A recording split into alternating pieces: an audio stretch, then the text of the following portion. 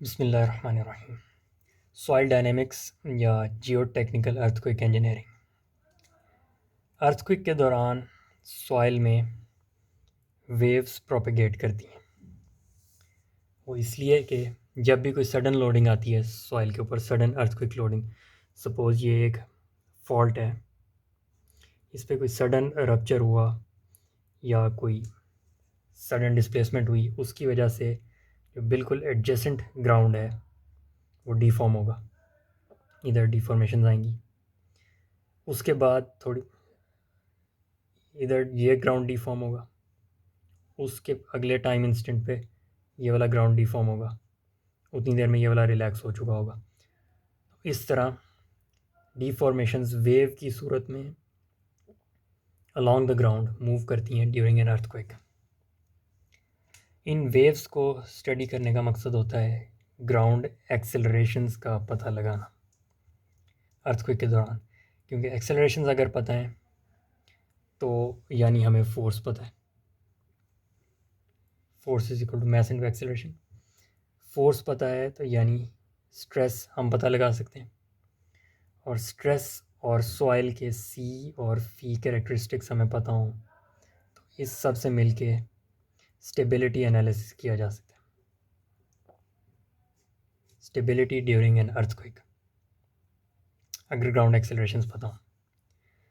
एक्सेलरेशंस जो है वो डबल डेरिवेटिव होती हैं डिस्प्लेसमेंट का या डीफॉर्मेशन का।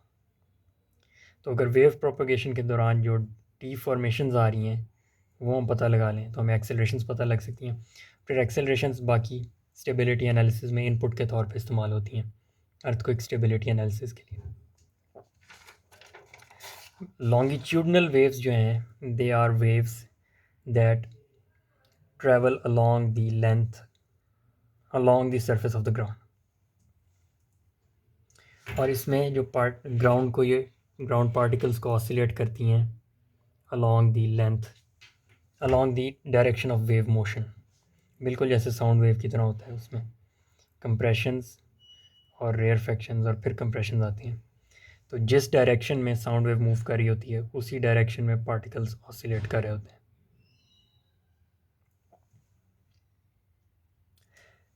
अब ये ऑसिलेशंस ग्राउंड को कहीं पे कंप्रेस करेंगी, किसी जगह पे कंप्रेस करेंगी, साथ एक्सपेंड करेंगी, फिर कंप्रेस करेंगी। इन कंप्रेशन ऑल्टरनेट कंप्रेशंस और एक्सपेंशंस को देखने के लिए अगर हम मार्किंग्स लगाएं यहाँ पे, सपोज़ जब कोई वेव नहीं है, अर्थक्वेक वेव, ज़ीरो एक्साइटेशन है, उस दौरान ये मार्किंग्स हैं। अर्थक्वेक वेव के दौरान at a certain time instant T ये मार्किंग्स डिस्प्लेस होंगी लैटरली, और सपोज़ ये वाली मार्किंग यहाँ पे आती है, यहाँ पे जो डिस्प्लेसमेंट है वो है u1। इधर कुछ और डिस्प्लेसमेंट होगी क्योंकि डिस्प्लेसमेंट्स वेव की शक्ल में ट्रैवल कर रही हैं। u2 इधर हो सकता है दूसरी तरफ को। अब ये सारी displacements along the length same नहीं है, यानी कि अगर इस डायरेक्शन को हम एक्स एक्सिस कहें, x, along the x axis जो पार्टिकल्स की ऑसिलेशन का एम्पलीट्यूड है वो वेरी कर रहा है। यहाँ पे हो सकता है ज़्यादा एम्पलीट्यूड हो, यहाँ पे थोड़ा कम हो, यहाँ पे दूसरी तरफ को हो, जो कि नेगेटिव साइन से शो होगा। अब पार्टिकल्स के इन मुख्तलिफ एम्पलीट्यूड्स को अलोंग द एक्स एक्सिस हम रिप्रेजेंट कर सकते हैं इस ग्राफ पे। अब ये वैसे तो पार्टिकल्स ऑसिलेट कर रहे हैं along the X axis, direction of wave motion में ही ऑसिलेट कर रहे हैं, लेकिन ग्राफ पे इनके एम्पलीट्यूड को रिप्रेजेंट करने के लिए हम perpendicular to the X axis represent करते हैं पार्टिकल्स का एम्पलीट्यूड। तो ऐसे along the X axis particles की जो मैक्सिमम डिस्प्लेसमेंट है यानी कि एम्पलीट्यूड है वो वेरी कर रहा है as a sine wave. For a small change along the length X axis, X axis की एक छोटी सी लेंथ के ऊपर जो डिस्प्लेसमेंट में चेंज आता है पार्टिकल्स की, एडजेसेंट पार्टिकल्स की डिस्प्लेसमेंट में, वो है डेल यू। अब हम इससे एक वैल्यू लिख सकते हैं del u over del x, जो कि रिप्रेजेंट करती है कि along the X axis, per unit length along the X axis displacements में क्या चेंज आ रहा है। अब ये अगर हमें पता है और एक ख़ास लेंथ के ऊपर इसको इंटीग्रेट करें, सपोज ये लेंथ है D x,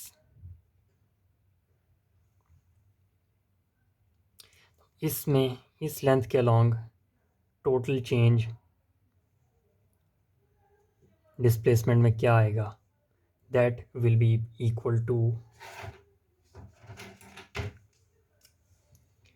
del u over del x, जो कि per unit length of x displacement में चेंज आ रहा है, multiply by the total length d x.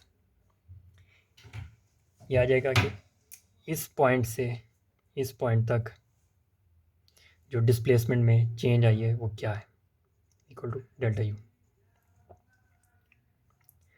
अब अगर एक ये कॉम्प्लेक्स केस है ग्राउंड में डिफॉर्मेशंस का, जब इधर वेव प्रोपेगेट कर रही है लेफ़्ट टू राइट या along the length along the surface of the ground, तो डिफॉर्मेशंस लैटरली तो आ ही रही हैं, लेकिन वर्टिकल डायरेक्शन में भी आएंगी और 3D में डिफॉर्मेशंस आएंगी। इसको सिंप्लीफाई केस करने के लिए, स्टडी करने के लिए, हम अज्यूम करते हैं एक इन्फिनिटली लॉन्ग रॉड जो कि रेडियली रेस्ट्रेंड है, यानी कि ये सिर्फ वन डायरेक्शन में, इसमें जिस डायरेक्शन में वेव प्रोपेगेट करेगी उसी डायरेक्शन में ये डिफॉर्म हो सकता है, बाकी हर तरफ से ये रेस्ट्रेंड है रोलर सपोर्ट से। इसमें एक एलिमेंट जिसकी लेंथ है डी एक्स, ये जब वेव गुजरेगी longitudinal wave through this rod, तो ये डिफॉर्म होगा रॉड और इस एलिमेंट के एंड्स पे डिस्प्लेसमेंट आएगी। यहाँ पे अगर ये डिस्प्लेसमेंट u है, यहाँ पे डिस्प्लेसमेंट u से फ़र्क होगी। सपोज़ जैसे यहाँ पे डिस्प्लेसमेंट u है और यहाँ पे जो डिस्प्लेसमेंट होगी वो u प्लस डेल्टा u होगी। इस केस में माइनस है, वो माइनस या प्लस हम सपोज करेंगे, अलजेब्रिक सम उसका होगा, यानी कि displacement at this end plus the change in displacement along the length d x, वो इस एंड की डिस्प्लेसमेंट होगी del u by del x into d x. ये बोथ एंड्स पे हम डिस्प्लेसमेंट दोनों एंड्स पे हमने पता कर ली। अब स्ट्रेसेस भी इन दोनों के एंड्स पे फ़र्क होंगे, इस ब्लॉक के दोनों एंड्स पे। यहाँ पे अगर वो स्ट्रेस है सिग्मा एक्स,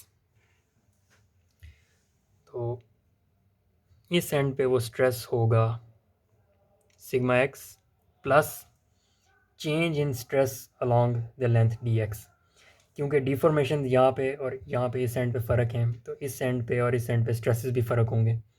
यहाँ पे अगर स्ट्रेस सिग्मा एक्स है तो इस एंड पे स्ट्रेस होगा सिग्मा एक्स प्लस या माइनस चेंज इन स्ट्रेस, वो क्या होगा डेल सिग्मा एक्स, यानी change in sigma x along the length x multiply by the total length d x जो इस एलिमेंट की है।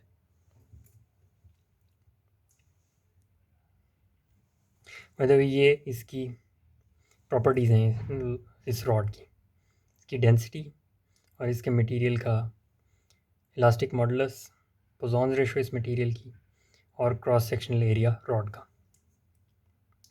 अब डायनामिक इक्विलिब्रियम के लिए ज़रूरी होता है कि ये वाला लॉ अप्लाई हो, Newton second law, force is equal to mass into acceleration. कोई भी रिजल्टेंट फोर्स जो है वो बॉडी के मास और उसकी एक्सेलरेशन के बराबर होगी प्रोडक्ट के।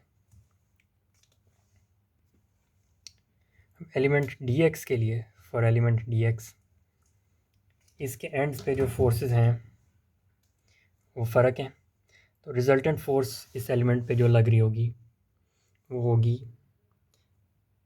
स्ट्रेस राइट हैंड साइड पे जो है sigma x plus del sigma x over del x into d x, ये स्ट्रेस है राइट हैंड साइड पे, multiplied by area of cross section of the rod. ये राइट हैंड साइड की force आ गई minus the force on the left hand side, sigma x into area of cross section. ये है resultant force जो इस element पे apply हो रही है। इसको इक्वेट करेंगे हम, the mass and the acceleration of the element. Mass इसका है density of the material into area of cross section into d x.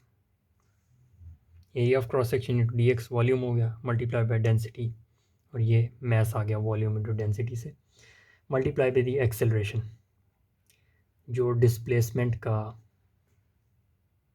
Double derivative है, पार्टिकल डिस्प्लेसमेंट का।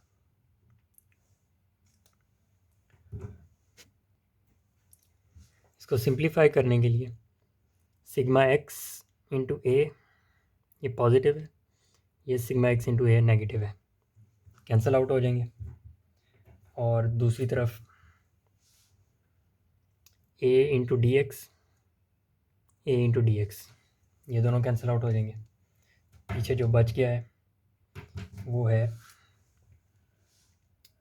Del sigma x by del x, यानी कि along the length जो change in stress है that is equal to rho into acceleration. अब sigma x को हम लिख सकते हैं स्ट्रेन की फॉर्म में, certain modulus multiply by strain. ये सिमिलर है इससे, इससे stress is equal to elastic modulus into strain. अब इलास्टिक मॉडुलस उस केस में होता है जब रेस्ट्रेंड ना हो मटेरियल, ये क्योंकि रेडियली कंस्ट्रेंड है तो इस मॉडुलस को कहते हैं कंस्ट्रेंड मॉडुलस। इसकी फॉर्म में सिग्मा एक्स को लिख सकते हैं। जब सिग्मा एक्स को इस तरह लिखेंगे तो ये इक्वेशन हो जाएगी del over del x M E x is equal to rho into acceleration.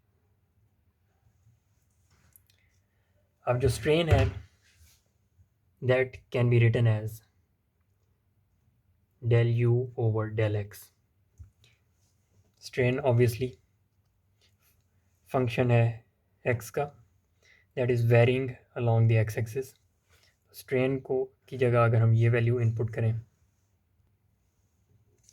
तो ये इक्वेशन बन जाएगी del by del x M, strain की जगह del u by del x is equal to rho del square u by del t square जो कि acceleration है। इसकी फाइनल फॉर्म में लिखने के लिए ये double derivative with along the length of particle displacement into m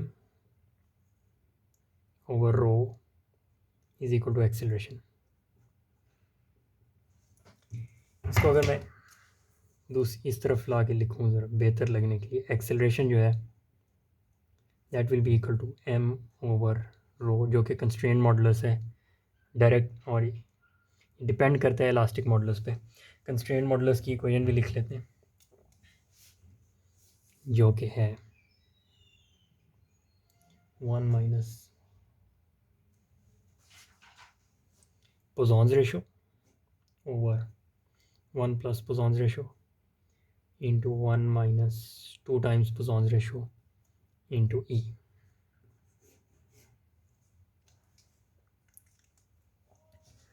और इसके साथ आ गया del square u by del x square. ये फाइनल फॉर्म आ गई है बेसिक इक्वेशन ऑफ मोशन जो कि 1 डायमेंशनल वेव प्रोपगेशन की है, वेव प्रोपगेशन इन 1D। अब ये है एक्सेलरेशन,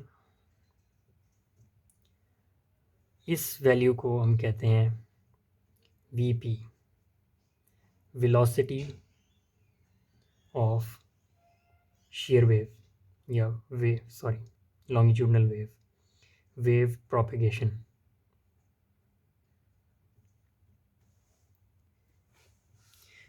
इसको क्यों कहते हैं, इसकी डेरिवेशन एक अलग सब्जेक्ट है, लेकिन इसमें हम ये देख सकते हैं कि इसका अंडर रूट होता है, V P is equal to under root M over रो।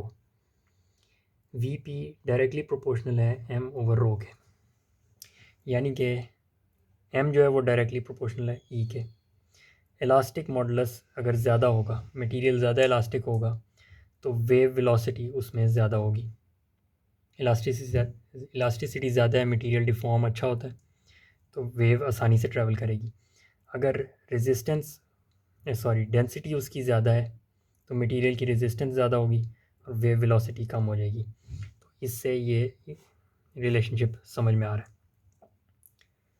अब एक्सेलरेशन है हमारे पास इधर double derivative of displacement with respect to time, wave velocity है, लेकिन ये बड़ी अजीब सी टर्म है। एक्सेलरेशन ये तो हम मेजर कर सकते हैं रिफ्रैक्शन सर्वे या सरफेस वेव सर्वे या डाउन होल सर्वे, क्रॉस होल सर्वे से साइज्मिक वेव वेलोसिटी किसी भी मीडियम में मेजर की जा सकती है, लेकिन ये टर्म समझ में आने वाली नहीं है। इसको इस इक्वेशन से एलिमिनेट कैसे करें ताकि हमें एक्सेलरेशन पता कर चल सकें, उसके लिए हम लिखते हैं एक्सप्रेशन पार्टिकल वेलोसिटी का, यानी कि ग्राउंड में पार्टिकल जो है वो जिस वेलोसिटी से मूव कर रहे हैं, जो कि ग्राउंड डिफॉर्मेशन की वैल्यू का फर्स्ट डेरिवेटिव होगा विद रिस्पेक्ट टू टाइम, ये पार्टिकल वेलोसिटी है। अब चूंकि ई एक्स जो था वो उसकी वैल्यू थी del u by del x, यहाँ से डेल यू की वैल्यू इसमें अगर सब्सटीट्यूट करें तो ये बनेगा E x del x by del t, और ये जो इक्वेशन थी यहाँ से ई एक्स की वैल्यू आ सकती है सिग्मा एक्स ओवर एम, इसके बाद ई एक्स बन जाएगा sigma x over constraint modulus into del x by del t. ये जो है ये वेव वेलोसिटी,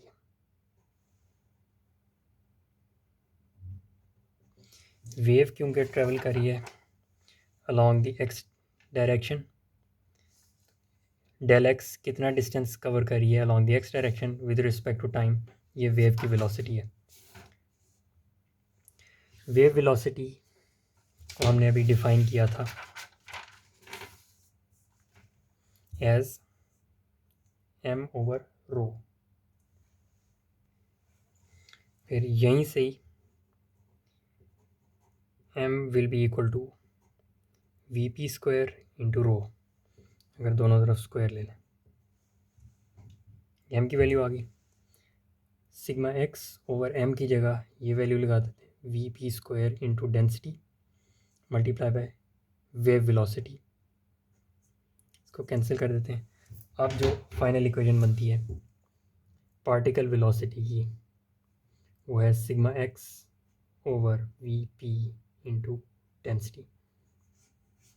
ये बेहतर इक्वेशन है, इसमें पार्टिकल वेलोसिटी कैलकुलेट हो सकती है सिग्मा एक्स यानी stress in x direction, lateral stress अगर हम मेजर कर लें, कैलकुलेट कर लें, जो कि सिग्मा 3 होगा, और वेव वेलोसिटी जो कि साइज्मिक सर्वे से हमें पता लग सकती है, और डेंसिटी मटेरियल की हमें पता है, उसमें पार्टिकल वेलोसिटी यानी कि ग्राउंड के पार्टिकल की वेलोसिटी जब पता लग जाएगी तो उससे टाइम ड्यूरेशन ऑफ अर्थक्वेक हमें पता होगा कि ख़ास टाइम ड्यूरेशन के अर्थक्वेक के लिए वेलोसिटी से हम ग्राउंड एक्सेलरेशंस निकाल सकते हैं।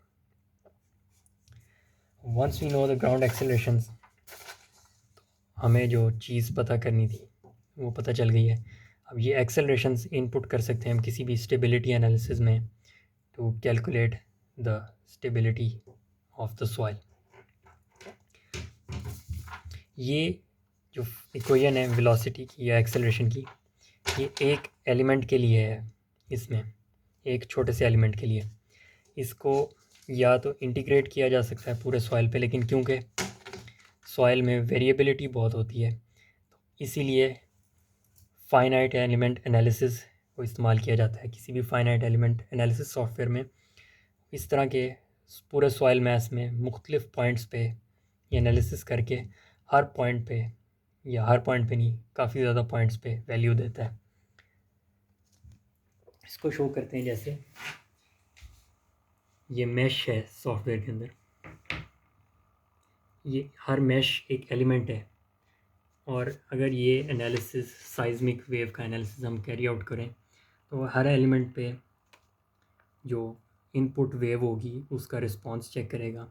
उसके रिस्पांस में ये तो पोर वाटर प्रेशर का एनालिसिस है, लेकिन इस तरह के कंटूर्स देगा जो कि हर पॉइंट पे हमें स्ट्रेस इंफॉर्मेशन दे रहे होंगे। That is how finite element analysis can be used कि हम इस तरह के मुख्तलिफ एलिमेंट्स पे वेलोसिटी या स्ट्रेस का एनालिसिस करें in response to certain loading, और उससे स्टेबिलिटी एनालिसिस हमारा कंप्लीट हो सकता है। Thank you. अस्सलाम वालेकुम।